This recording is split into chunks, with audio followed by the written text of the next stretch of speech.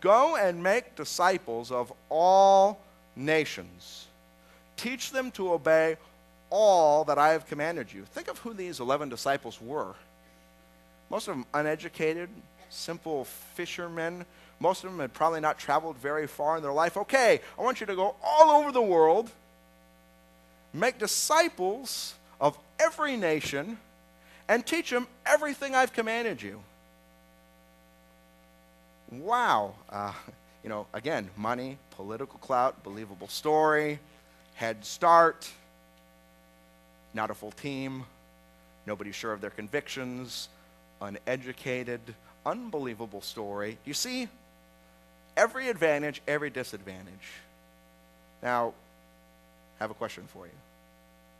Okay, here we are, millions of people around the world today, gathered together in rooms like this to worship Jesus Christ. So apparently, although it had every human disadvantage, the mission of Jesus is succeeding. What makes the difference? I would say that the words which flank Jesus' directions are the ones that we ought to key into. Verse 18 says this, Jesus comes to them, all authority in heaven and earth has been given to me. Okay, guys, I want you to understand it's something Jesus says, I'm in charge. I got the whole world in my hands. All authority in heaven and earth belongs to me. Then he says this, after he gives them these instructions, he says, and surely I am with you always, right to the end of the age. Again, I'll ask you, in light of every advantage versus every disadvantage, what made the difference? And what I would tell you is that there is no human explanation. There can only be one thing that made the difference. That one thing is Jesus Christ. What he said here is true. That in fact he is in charge of everything, and that he has been with his disciples right from the very beginning and will be to the very end of the age. And we as his disciples continue to have this mission, which is this. If you have heard the good news, the most natural thing in the world to do is to go tell people about it. And the better the news it is, the more you'll want to say it. 99-cent day of mulch at Lowe's, not that great of news, and yet most of us would tell our neighbor. Baby being born, huge news. Can't wait to tell you. That I can be set free, that I can be forgiven, that is massive. And if you're a recipient of that, I don't know how you can keep your mouth quiet. Jesus says, you're the light of the world. Go, tell people. Go make disciples of all nations. Getting down to brass tacks. So, I think we saw in this parable at the beginning, right, of this life-saving station, that sometimes the Church of Jesus Christ can lose sight of its mission. When it does, it has lost sight of the whole thing.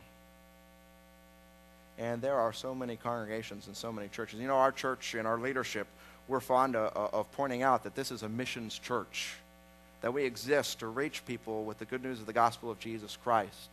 And I think sometimes when we say that, we even distinguish ourselves from other churches as if you possibly could. If you're not doing Jesus' mission, then what are you about as a church? And I think it's very easy for us to say that corporately, like all together. Okay, this is what we're about. But I don't think we have any business saying this is what we're about if as individual members we're not committed ourselves. And so getting down to brass tacks, here's what I want to lay before you. We just celebrated Easter. We just got done with this long series of teachings where we talked about the good news. I would say the most natural thing in the world, if you've understood this good news, is to go tell someone about it.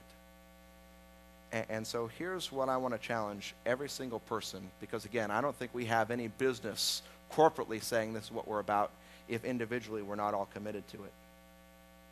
In this upcoming year, between now and next Easter, I would ask each one of you if you would begin praying that God would use you individually to share the good news with someone else who doesn't know, and bring them to a saving knowledge of Jesus Christ. Now, I want to point out that this isn't up to you, it's up to God. Jesus said, all authority in heaven and earth belongs to me, and I'm with you always to the very end of the age. If God's going to use you individually, it's God who's going to do it, not you. But would you begin praying that in this upcoming year, God would use you to bring just one person to a saving knowledge of Jesus Christ? Okay, moment of honesty here.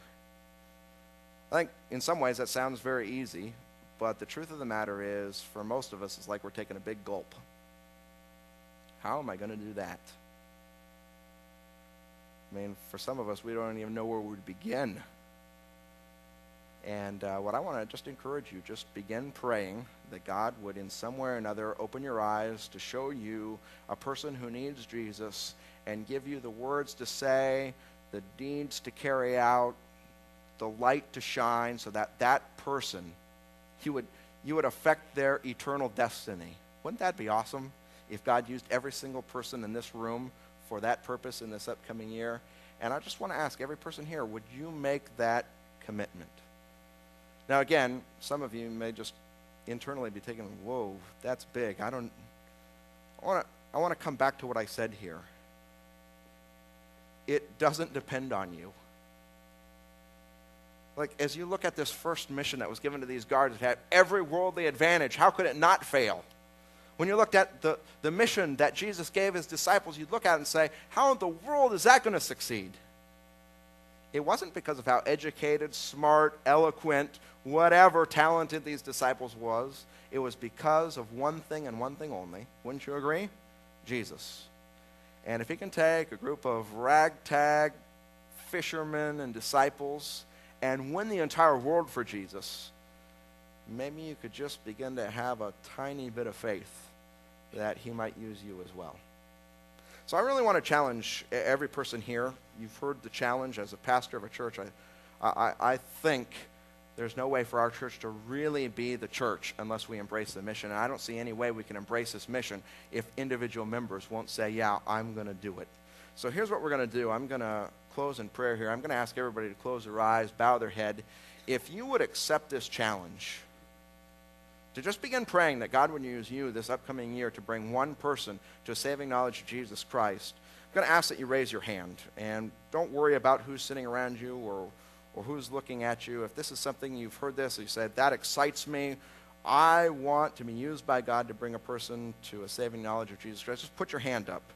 And I'm going to pray. This is really exciting. I know your eyes are closed. A lot of people are raising their hands. If God would answer our prayer, I think it would just be amazing